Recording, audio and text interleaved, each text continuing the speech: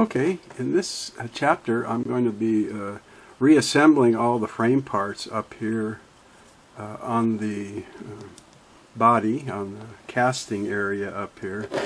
And I am going to go ahead and take a little bottle brush and brush out these screw threads in here in case, yeah, there came out a little dust right there.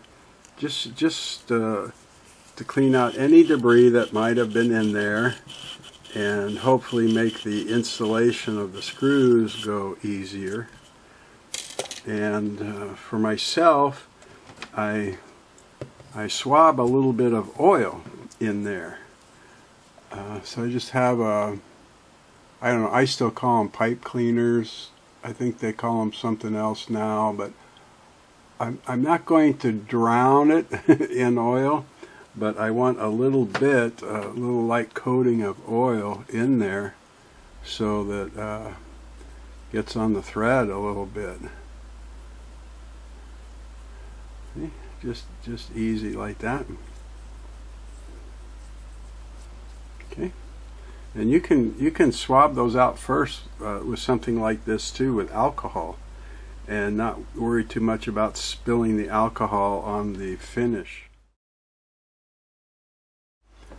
The other thing that I do is I mark, I for myself, just for myself and my old eyes, I mark where the little pinhole is for the spring that I have to put in here for the stop latch. I'm going to put the stop latch on first, okay? And it's usually about 5 o'clock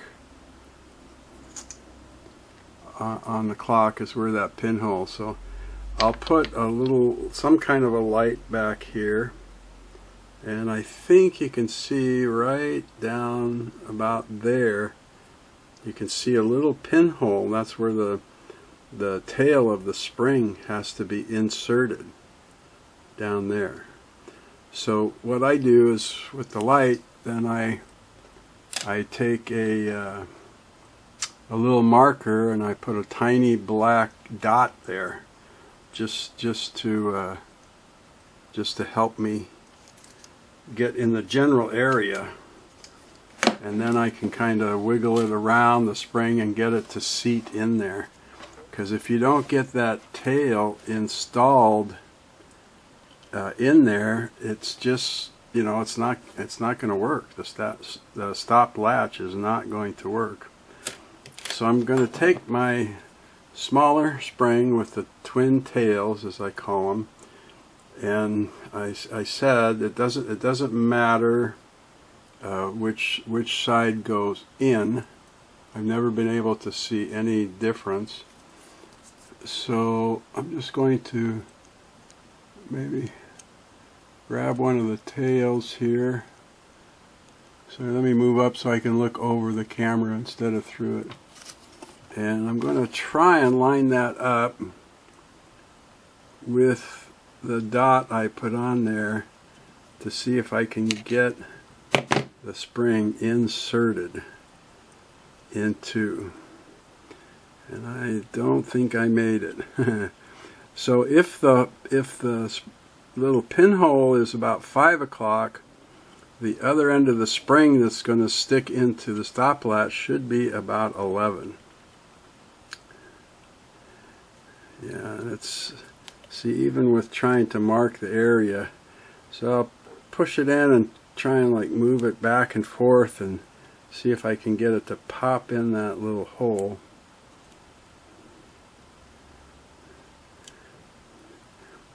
Sometimes you think you got it, but when you're in the right spot, the whole spring will be reincessed into that round slot there.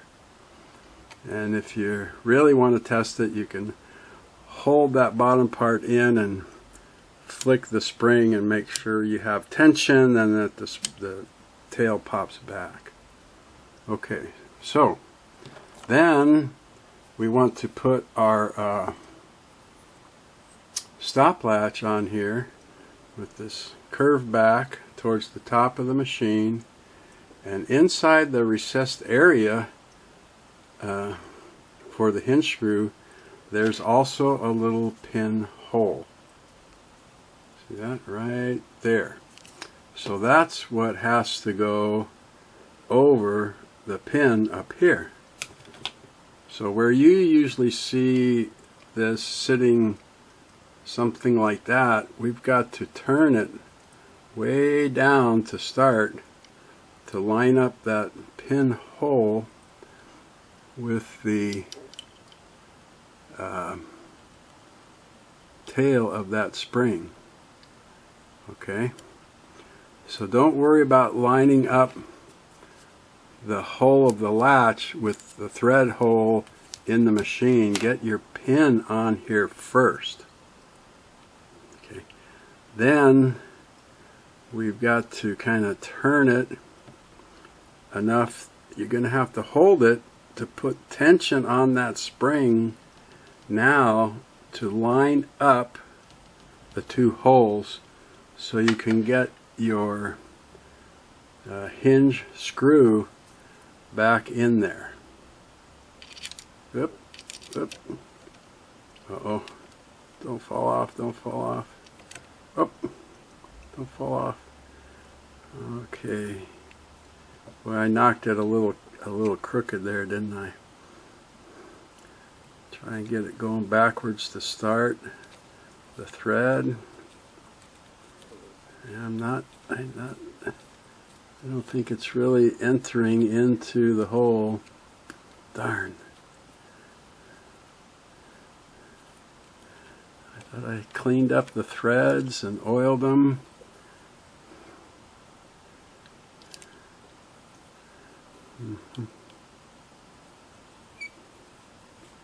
Hey, there we go. Okay. Now, when you're getting this finalized, a mistake that you can make here is that the edge of the head will hit that pin that's right next to it, and the clearance is really close. So don't let that happen, because this hinge screw head should fit down in that stop latch. So if you have to like wiggle it around, push it up so that the screw head goes below the pin, then that's the sweet spot. You can't be on top of that little pin. Not sure how close I can focus, but I'll try here. So right up here is where the pinhole, and I can see the tip of that spring tail in there. Okay, and I know this looks not in the right place, but when we put the other part of the frame and everything on, it'll fix it. But here's the test, right? Does it spring back? I mean, does it hinge normally, smoothly, and does it you know, spring back? And it does. Yay. So there we go. We got that part in. I'm just going to tighten that just a smidgen more now that I'm sure everything's proper. Just a little bit. There we go. Nice. Okay. Now let's move on to the other parts up here. Okay, I'm going to assemble some parts onto the frame now in preparation of remounting it onto the machine. And I think I want to go ahead and take my brushes and brush out the screw holes like I did on the other one. And make sure I don't have any debris or anything in there. And then in the one with the threads, I'm going to swab it with that pipe cleaner with my oil. Okay, then I'm going to put the Stingray spring, the frame spring, back in here. And in this case, the little hole for the short tail is up in this area. So I'm going to get that in there like so. Now we have to get this tail up into this cutout area up here. And it often, whoops, I think I lost the, I did.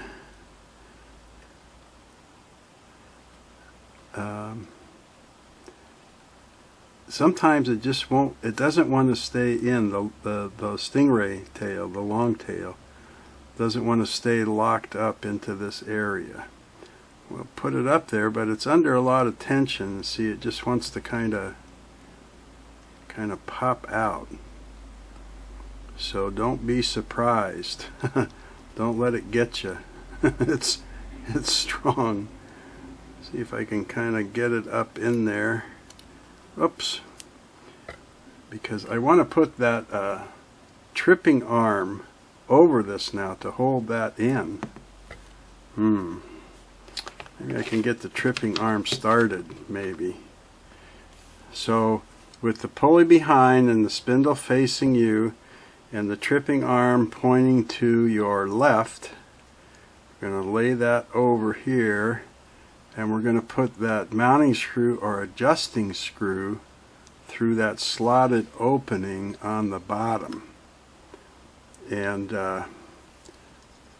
try and get this mounted, or get it kind of started at least, because as I said, this has a tendency to pop out as soon as you start moving it around, and you can drive yourself nuts. You put it back in there, then you're trying to put this screw in and the tail pops out, and you go back and forth. So you just try and get this screw in there, maybe just, you know, kind of snugged up. You still have a little bit of play in there, and you can put this screw anywhere in that slot, because chances are no matter where you put it tightly, it's going to have to be adjusted once it's on the machine. So the main thing is now when you're moving this up into the slotted area and getting it to kind of lock in place up here, is you don't want the little tail to pop out of the hole there. Can you see that shiny end of it there? So I'll line that up a little bit, the two holes, kind of press it together a little and get this up there and in. Now, oops. Now we want to try and hold that in place while we tighten up this adjusting screw, so that we keep that, so that we keep that long tail into that slotted area. Whee!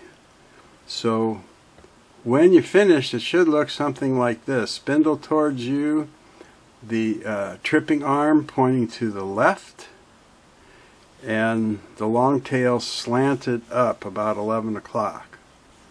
Okay? And you can see I've got it in there. Alright. Yay. So now the tricky part comes to mount it back on the frame, and we have to deal with this spring again.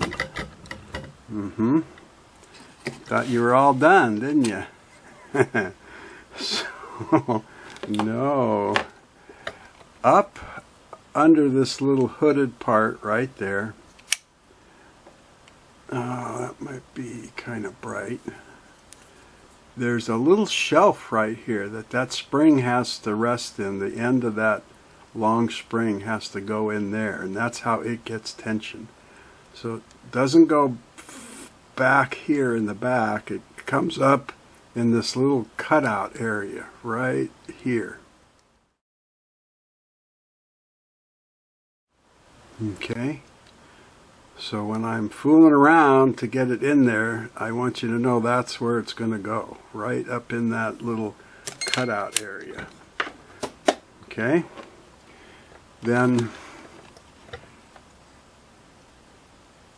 we will start. Usually what I do is just get it up here any old way to line up this with the hole and get the hinge screw started into the hole, so that I don't, whoops, get the hinge screw started into this hole, so I don't have to try and support the frame with my left hand here.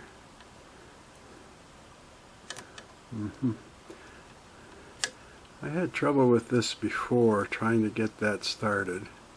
There it goes. Okay, now with this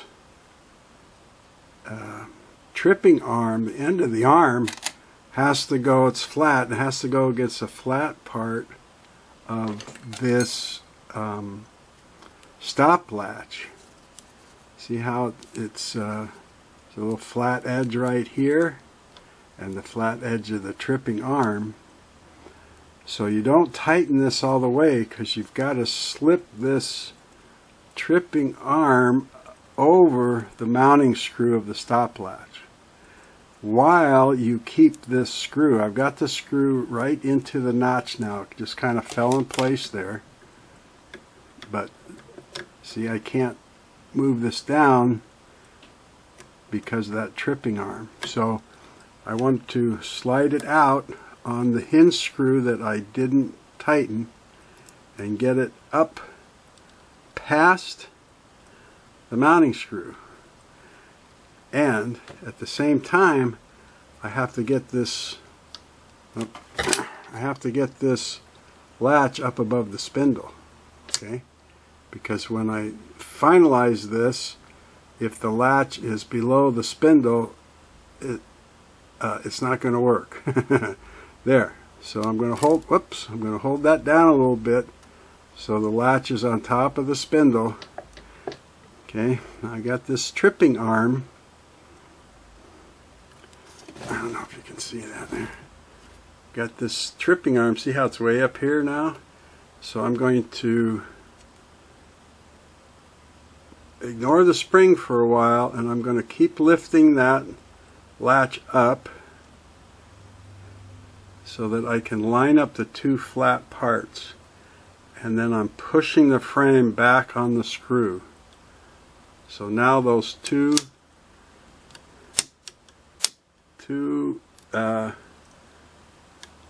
the tripping arm and the flat edge there are together. Perfect. That's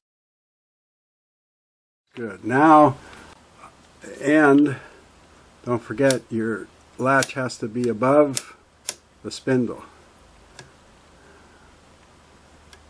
Okay, so when I've got all that, now, oops, wrong one. I was so excited I had everything in place. I tried to tighten the wrong screw. Now we're going to go ahead and tighten the hinge screw for the frame.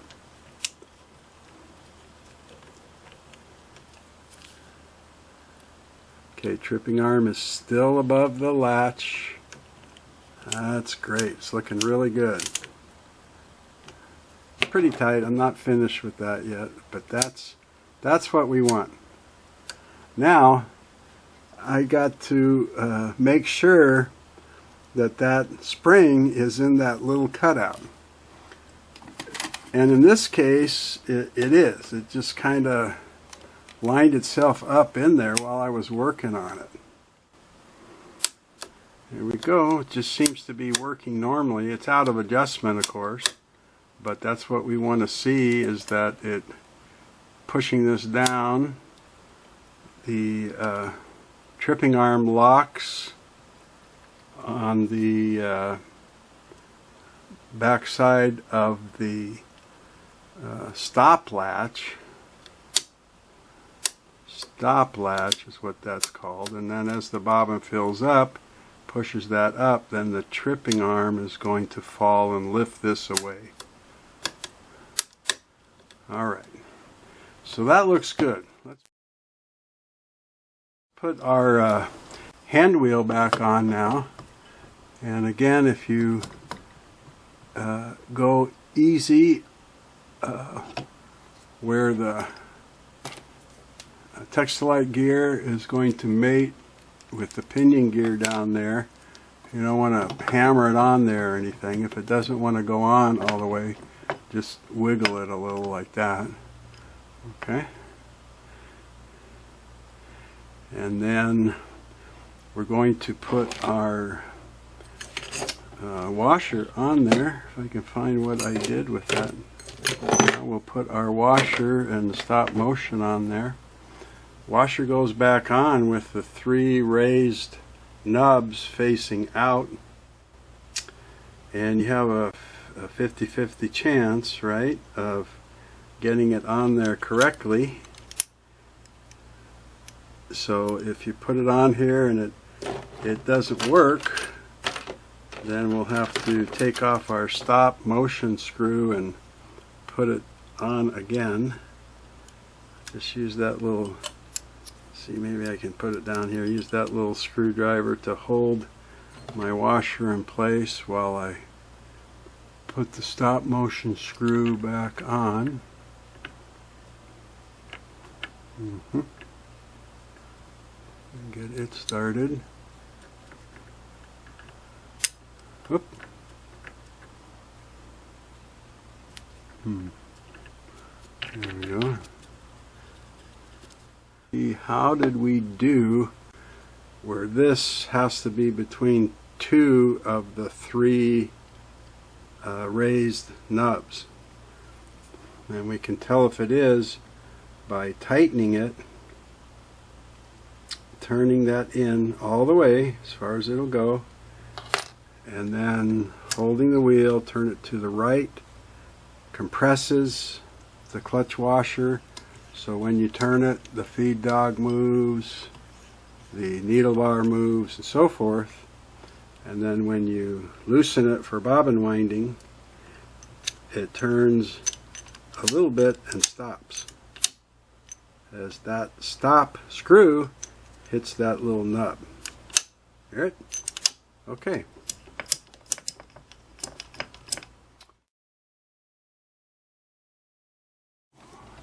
We've got to put our rubber washer back on. Maybe I should have, our rubber tire, our friction ring. Maybe I should have done that before the hand wheel. Whoops. Let's see if I can get it on here. The new ones are, if they're pretty tight or stiff, you can soak them in hot water. I would not use oil or soap or anything, you know, to get them on there. I would just try and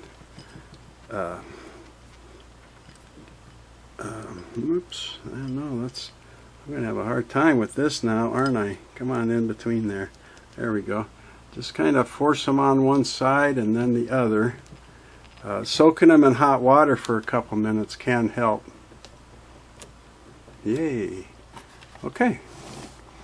So, like I said, we can see right away that it's not adjusted, because when I push it down, look, there's no way that's contacting the hand wheel back here, where it needs to rub on the hand wheel. Whoops. And that's normal, you know, that's normal. So let me set up here and I'll show you how to adjust this properly. All right. I'm going to show you how to adjust the bobbin winder frame.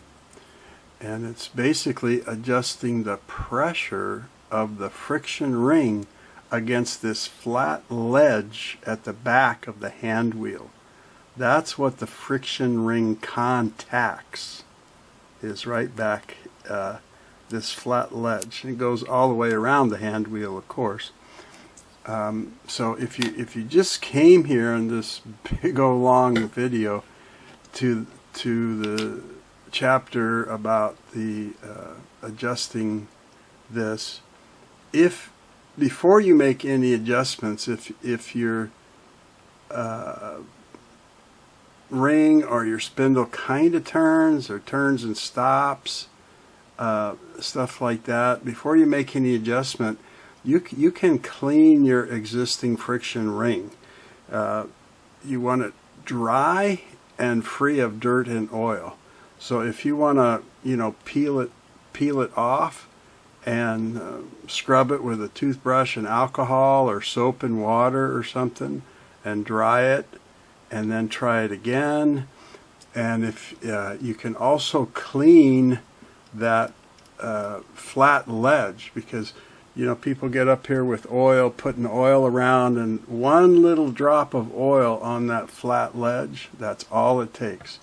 And then the next time it spins, it spreads that oil, and then as soon as you put your bobbin on and push this down to wind and it makes contact, now it's all over your tire. So you may not need to make any adjustment. You may just need to clean those parts. And I'm going to show you a quick picture here showing the edge of the friction ring and that flat ledge, so you can see what I'm talking about.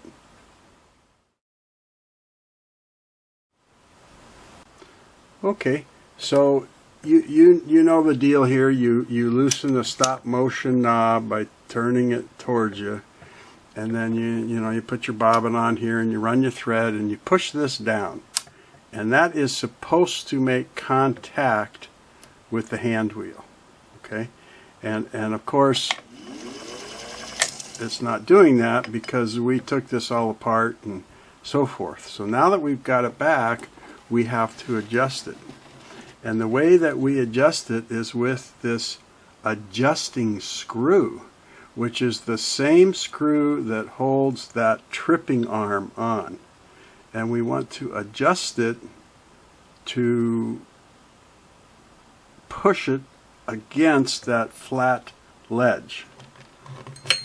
Okay, so with the stop latch down or up, doesn't, it's your choice, but you want to go in and loosen that screw.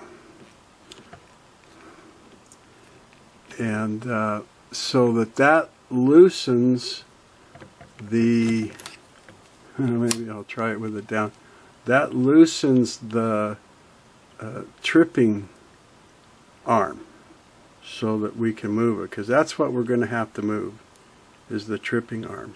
Okay, so with that loosened, now we're going to push this down, and we want to hold it, push it down firmly against that ledge on the hand wheel.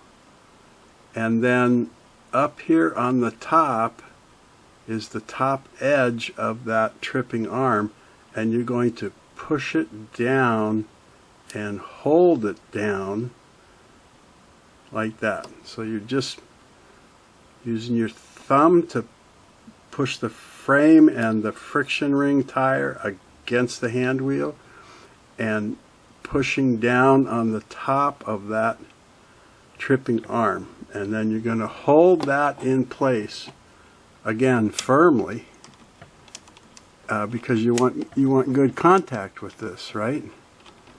And I guess if you were sorry, I don't have much light here to see this black on black. If you're a very strong person, I suppose you could pinch this so hard it restricted movement, but I think you'd have to be like an Olympic weightlifter or something. But just hold it there firmly and then tighten that adjusting screw. Okay, so let's see if it still pops up. So the frame spring, that stingray spring, is gonna loosen it. It's still gonna pop it up when the bobbin gets full, right? And then when you push it down now, see, it doesn't want to latch because it was so loose before. You just barely push it and this would latch. Now when you put your bobbin on, you'll have to push it firmly against the hand wheel because you have a brand new or brand newly cleaned, you know.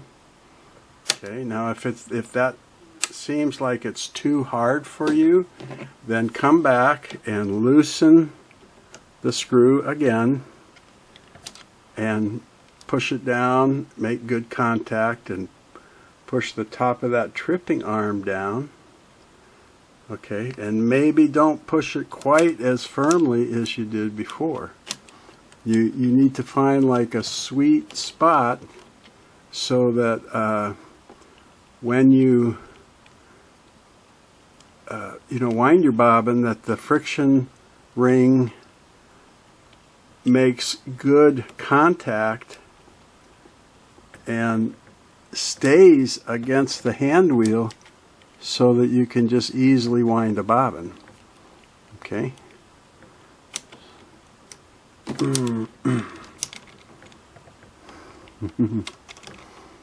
I guess this is the only thing I don't like about the black machines I did. When there's overhead light and you're trying to see that little opening in the screw, and it's black on black, so I'll just push it a little bit less firmly, push the top down, tighten that screw. There. So that goes pretty good, that goes pretty good, but is it enough to turn the friction ring in the spindle? Let's see. Uh-oh, not enough. See that? So let me push it down a little bit more with my hand, my thumb. There we go. Now it's, yeah. So it's got to be a little bit firm, as I said, to make it work. Now, if it seems hard to push down at first, remember this is a brand new friction, brand new tire, you know. So be sure you push that down. That's what's going to keep it in place when you tighten this adjusting screw.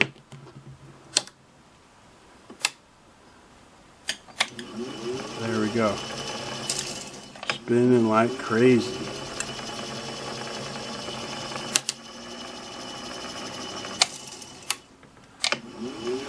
Go. So that's the sweet spot for this machine. I don't know, I guess I could put a bobbin on there. Maybe it's hard to see that spindle turning here. Okay, let's get a bobbin. Let me get that on the pin. There we go. Set it down to wind. With a bobbin in place, you'll be able to see it spin better, I think. Let's try it. Go a little slower, yeah. There we go. And then as it fills. Okay, so I think we've got the frame all reinstalled and adjusted. So this next chapter now, I'm going to put the tension disc and the tension bracket and everything back on here. And then we can wind a bobbin and adjust this to center it so that the bobbin winds evenly.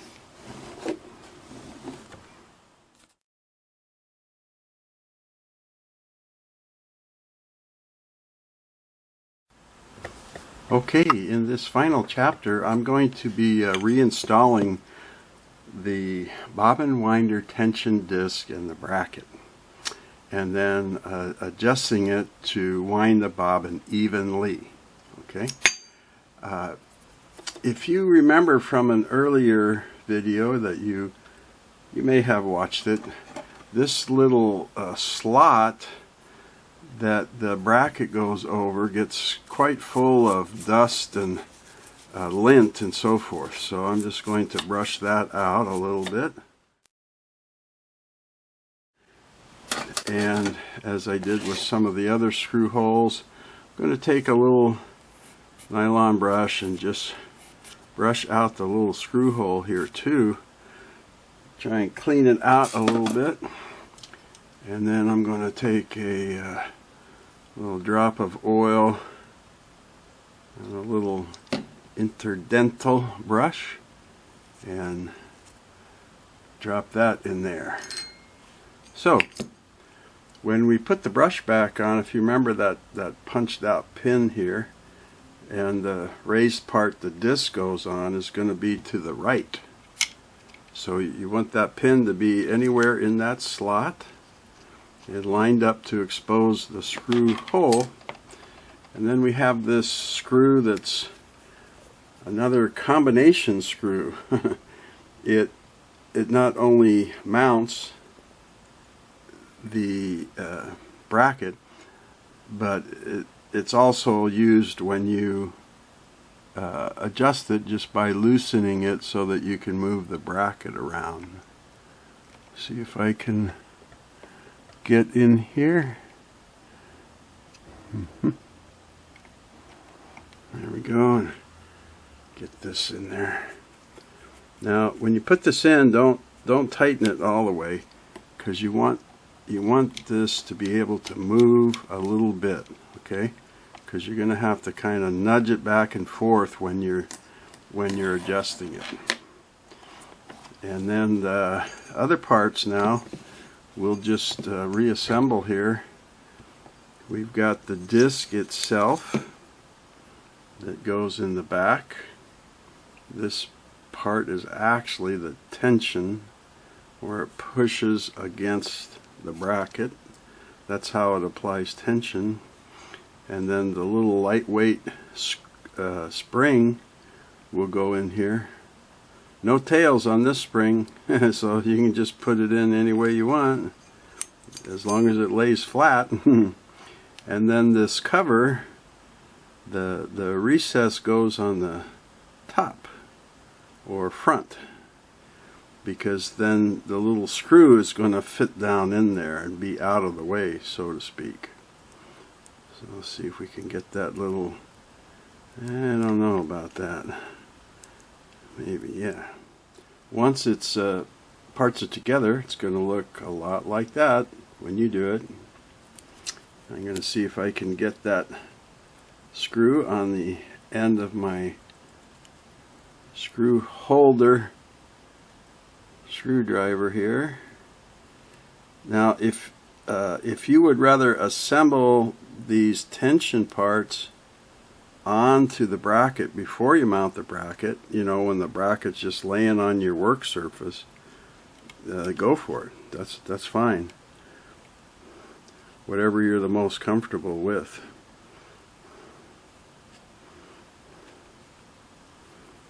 Yeah, I think I'm getting that. I think I got that in there properly. Make sure that I have it all the way tightened. There.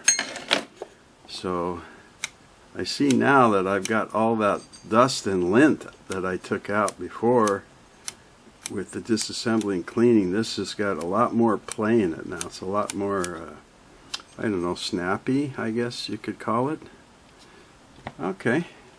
So let's get this back here a little bit.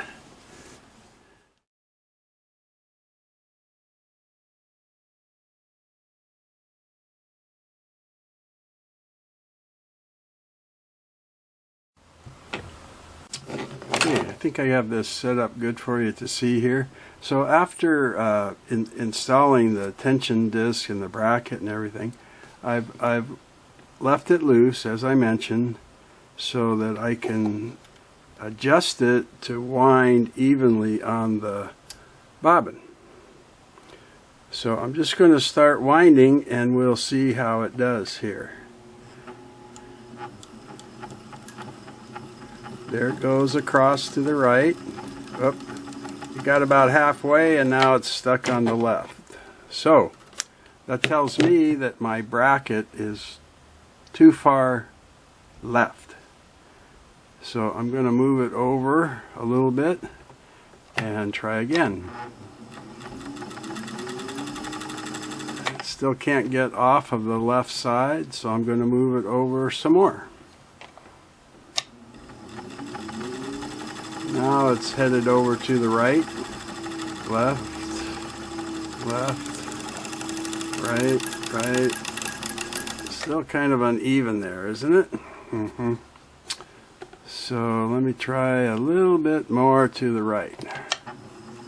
See how we do. There we go, right, left, right, left, right. It's going pretty good now. Still seems to just favor that left a little bit. Try a tiny bit more.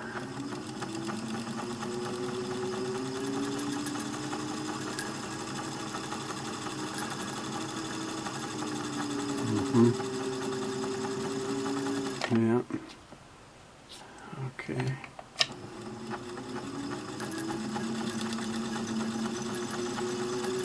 There we go. That looks better. Of course, that right side is down a little bit from my testing. So it's kind of filled up the right side now, and let's see if it'll just keep going back and forth now.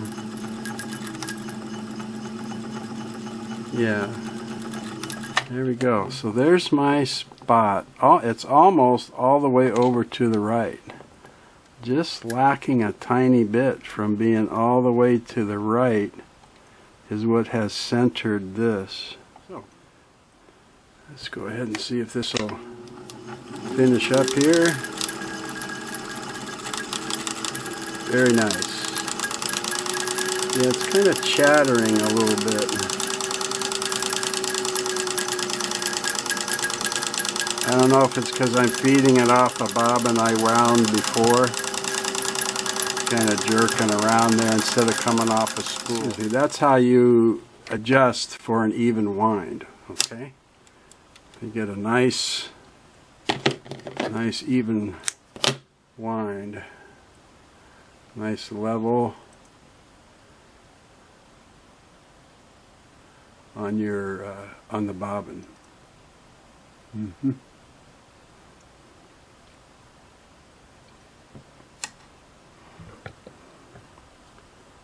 The bobbin winder system of a Singer Model 1591.